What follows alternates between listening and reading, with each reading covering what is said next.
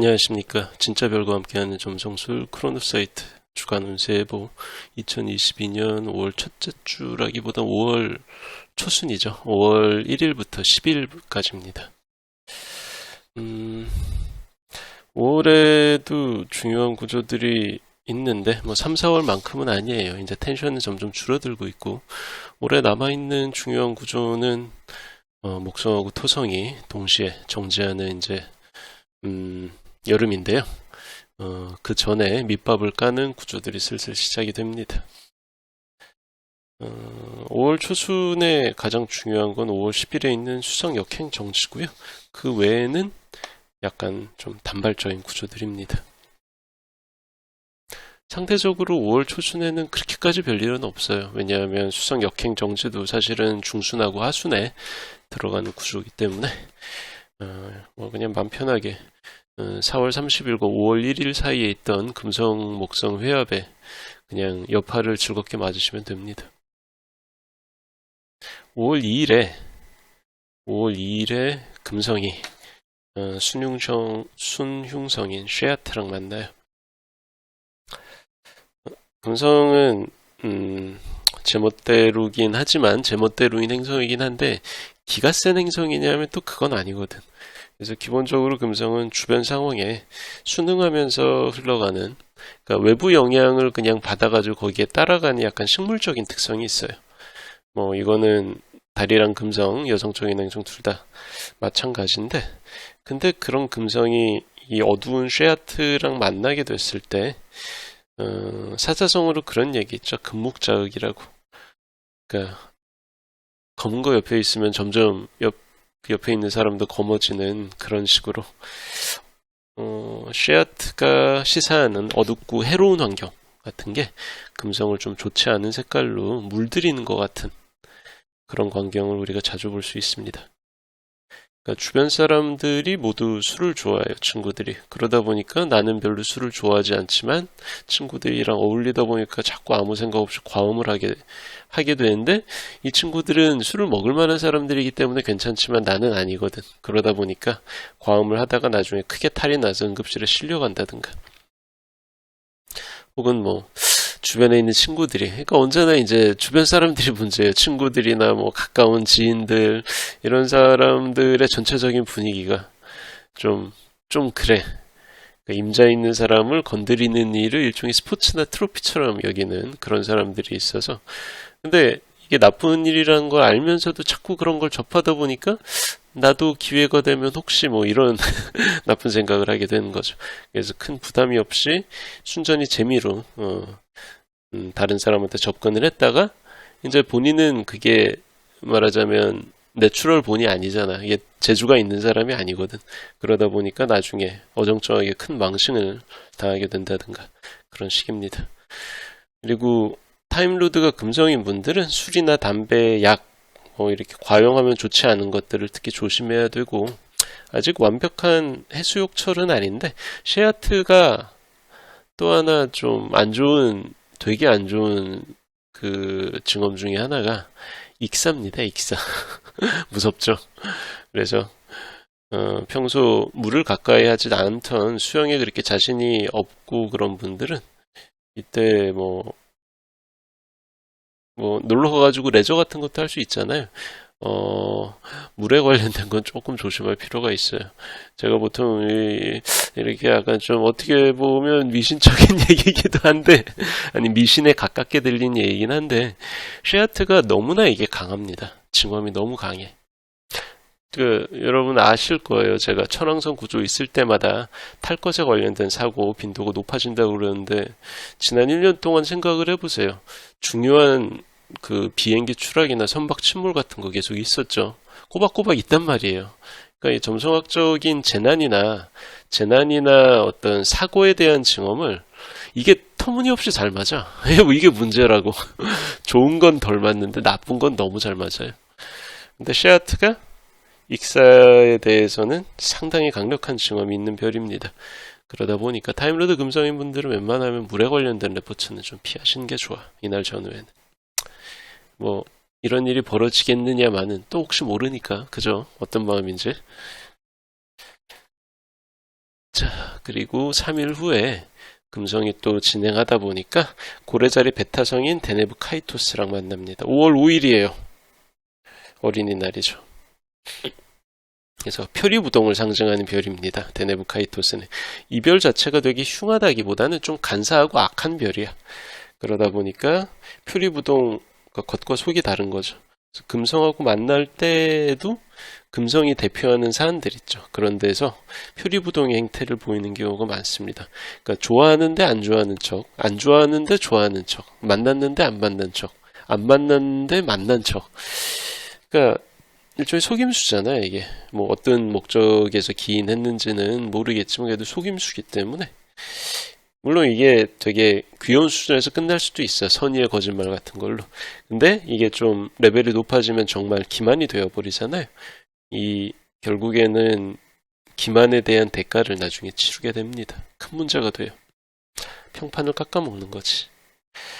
근데 안 그래도 이 요즘 시대의 데네브 카이토스라는 건 백양궁 2도에 있기 때문에 데네브 카이토스랑 금성이 만난다는 거는 금성이 백양궁에 들어가 있다는 얘기죠.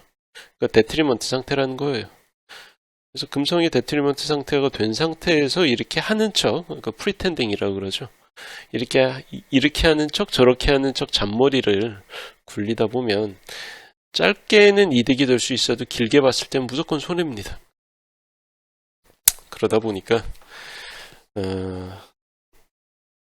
그래도 쌍호궁에서는 금성이 실세거든. 그래서 한동안 쌍호궁에서 자기 멋대로 편하게 지냈는데 이제는 내가 눈치를 봐야 되는 백양궁에 들어간 셈이에요. 금성 타임로드인 분들 입장에서는. 그러다 보니까 금성이 백양궁에서 벗어나서 금호궁으로 들어갈 때까지는 한동안은 좀 눈치를 보고 지내는 게 나을 것이다. 이런 생각이 듭니다. 자, 그리고 4일 후에 5월 9일에 한 발자국 늦게 여기 목성이 셰아트랑 만나요. 5월 1일에 4월 32일이랑 5월 1일 사이에 금성 목성 회합이 있었는데 뭐 당연히 내행성인 금성이 운행 속도는 더 빠르겠죠. 그래도 좀 늦지만 외행성이고 느린 목성도 결국에는 이 자추를 따라와서 이 셰아트라는 의지시한 별하고 또 만납니다. 정확하게는 5월 9일. 근데 목성은 느리잖아. 외행성이고. 그러다 보니까 어떤 하나의 별이랑 유효회합 구간, 이거를 보통은 접근 40분, 분리 30분 정도로 보거든요. 그러니까 전체 앞뒤 다 합치면 1도 10분 정도예요. 근데 내행성이면 이게 하루 만에 지나가거든. 근데 목성이나 토성 같이 외행성, 느린 애들은 이 1도 10분 지나가는데 며칠이 걸립니다. 그래서 이번 목성 같은 경우는 5월 6일부터 12일까지 셰아트랑 유효 회합 구간에 머무르게 될 것이다. 거의 뭐 일주일이죠, 일주일. 그래서 좀 오래 갑니다. 그래서 이게 뭐가 문제냐면은 셰아트 특유의 약간 앙심이나 악의가 있어. 셰아트는 되게 어두운 별입니다. 그러니까 폭력적이거나 난폭한 그런 별이 아니에요. 그렇게 막 밖으로 보이지 않아. 최소한 폭력적이고 난폭한 사람이 주변에 있으면 이 사람이 위험하다는 걸 우리가 알고 미리미리 피하겠죠. 셰아트는 그게 아니야. 안 보여. 속으로 꿍해가지고 앙심을 가집니다. 되게 어두워요. 근데 이런 셰아트 특유의 악의 같은 게 목성이랑 만나면 뭐가 문제냐면은 법령이나 제도나 윤리나 규약 같은 껍질을 뒤집어 쓰고 그 앙심이, 그 악의가 표현이 됩니다. 어떻게 되겠어요? 소송이나 기소 같은 게 남발이 되고 평소 법정 가볼 일도 없는 사람이 터무니없는 이유로 법정에 끌려가서 덜덜 떨면서 어쨌든 내가 잘못한 게 없어도 약간 긴장하게 되는 게 법정이잖아요. 그렇게 처분을 기다려야 되는 입장이 될 수도 있고 그리고 전체적으로 벌금이나 과태료 딱지 같은 것도 훨씬 많이 날아다니겠죠. 그리고 이 날이 약간 좀 상징적인 게 뭐냐면은 5월 9일은 몇 대죠? 제가 기억이 안 나는데 어쨌든 신규 대통령이 취임하는 날입니다. 정권 교체가 이루어지면서 새로운 대통령이 취임하는 날인데 그날 딱 그 사회 지도층 은사를 반영하는 목성이라는 행성이 이 어두운 셰아트랑 만나는 거잖아요. 저는 이게 대한민국 최초로 검사 출신 대통령이 취임하는 날이라 그럴 것이다. 그냥 이 정도 상징적인 수준에서 끝나면 참 좋겠는데 어떻게 될지는 좀 지켜봐야죠. 그렇습니다. 아무리 목성이 여전히 29도 자신의 사인인 쌍호궁에서 아직 벗어나 있지 않다고 해도 쉐아트의 어떤 어두운 특질이라는 게 변하지가 않기 때문에 좀 으시시합니다 이게. 자, 그리고 하루에 탁 하면 R 표지가 생기죠. 수성 역행 정지 5월 10일에 벌어집니다. 쌍자궁 사도 후반에서 방향을 바꿔서 순행하다가 정지할 예정이에요. 역행으로 접어드는 거죠.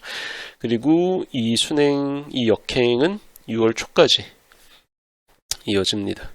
그래서 타임로드가 수성인 분들, 특히 출생 천궁도 주요 행성 감흥점 이 변통궁 2도에서 6도 사이에 위치한 분들은 이번 수성 역행 기간에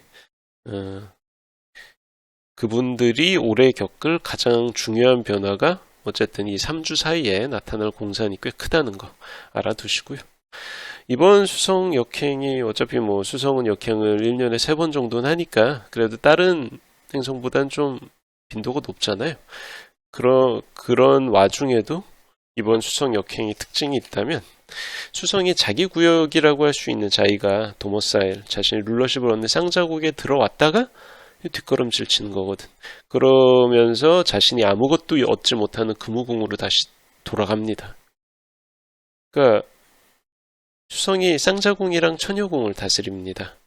근데 쌍자궁에서 처녀궁까지 갈 때는 겨우 60도만 움직이면 되거든요. 근데 처녀궁에서 다시 쌍자궁까지 돌아갈 때는 황도의 순행 방향상으로 얼마나 걸려요? 240도를 이동해야 됩니다. 그러니까 360도 중에 240도면 얼마야? 3분의 2잖아. 그러니까 황도의 3분의 2를 일주한다는 거니까 이게 얼마나 걸리겠어요? 계절 2.5개. 그러니까 계절이 2번이나 바뀔 때까지 기다려야, 최소 반년은 기다려야 어찌됐든 겨우 자기 자리로 돌아온다는 거거든요. 그러니까 수성 입장에서는 정말 반년 넘게 자기 집에서 떠나서 개고생하다가 겨우 들어왔는데 그렇게 절실하게 여기던 내 구역에 들어왔는데 들어온 지 불과 보름도 안 돼가지고 문턱에서 쫓겨나가지고 다시 내 구역이 아닌 곳으로 들어가서 눈치를 봐야 돼요. 본인도 뭐 힘들겠지만 주변에서 보기에도 좀 딱해 보이겠죠. 그래서 이번 수성 역행의 특징은 이런 안타까운 상황입니다. 그런 안타까운 어떤 풍경이나 정서가 약간 핵심 테마가 될 것 같고, 그리고 굳이 이거를 명제화 시키자면 오랫동안 기대했던 일들이 뜻대로 풀리지는 않더라. 그러나 성급하게 경거망동하다가는 필패한다 라는 겁니다. 그러니까 반년 넘게 기다렸는데 한 달을 못 기다리겠습니까? 그죠? 근데 사람의 심리라는 게 그래. 이제 겨우 될 거야. 오랫동안 참았다가 겨우 안심해도 된다고 생각했는데 그것마저 꺾이면 사람이 손을 놓고 포기하게 되는 그런 심리가 있습니다. 그래서 그 심리를 건드리는 게 이번 수성 역행 정지예요. 그럼 우리가 해야 될 거는 한 번 더 견디는 거죠. 또 다른 게 뭐가 있겠어요. 그러니까 맹수가 되게 오래 굶었다고 그래도 결국엔 최적의 타이밍을 잡으려고 끝까지 기다립니다. 굶어 죽을 것 같지만 끝까지 사냥감을 포기하지 그러니까 아예 이제 말하자면 이제 안 될 것 같아가지고 크왕 하면서 나가서 괜히 소리 지르다가는 잡을 수 있었던 3시간만 더 기다리면 잡을 수 있었던 사냥감을 놓치잖아요. 그러니까 그런 우를 범하지 말자라는 겁니다. 그래서 최적의 타이밍이 돌아올 때까지 참을 수 있는지 여부가 이번 수성 역행의 관건입니다. 조금만 더 기다리세요. 한 달 정도. 자, 크로노사이트 주간 운세보 2022년 5월 초순 이야기는 여기까지 하겠습니다. 감사합니다.